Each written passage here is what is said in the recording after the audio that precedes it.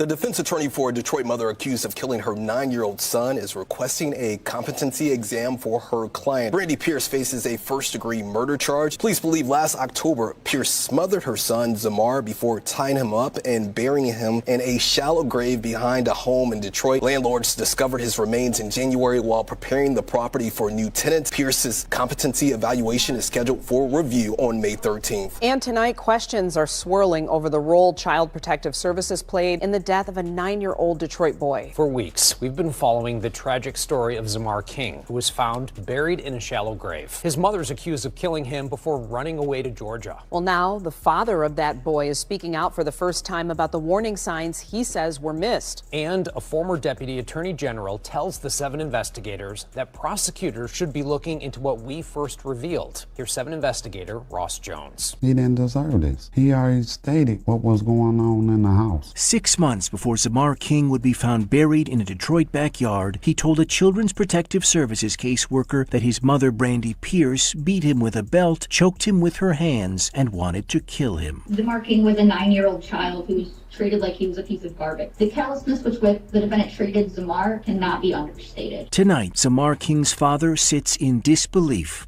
How, he asks, could state watchdogs not protect his son after what he told them? I don't expect that because I respect that CPS will take action. Derek Brown only learned Zemar was his son through his death.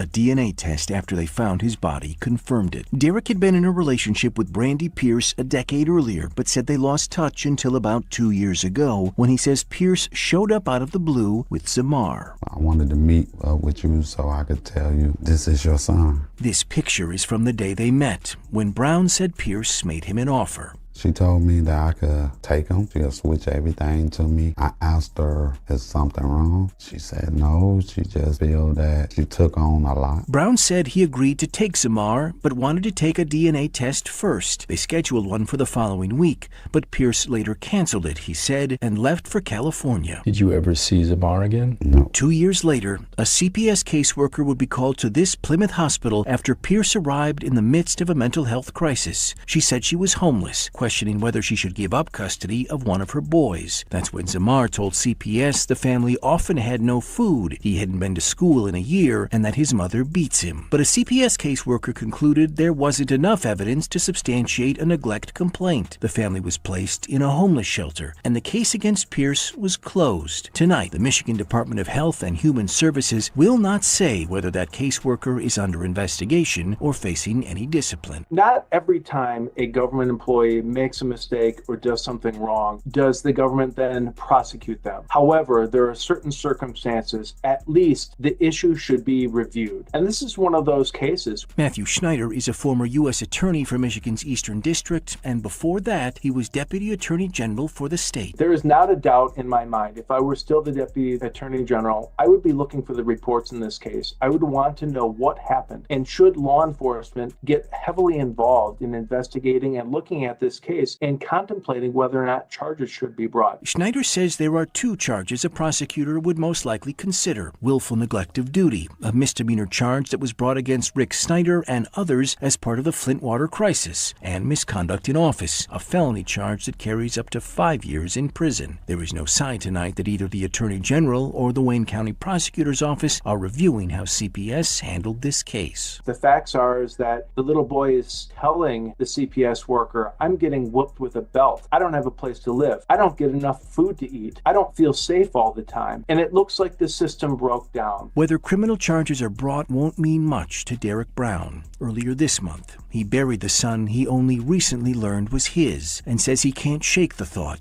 of the 9-year-old's final cries for help.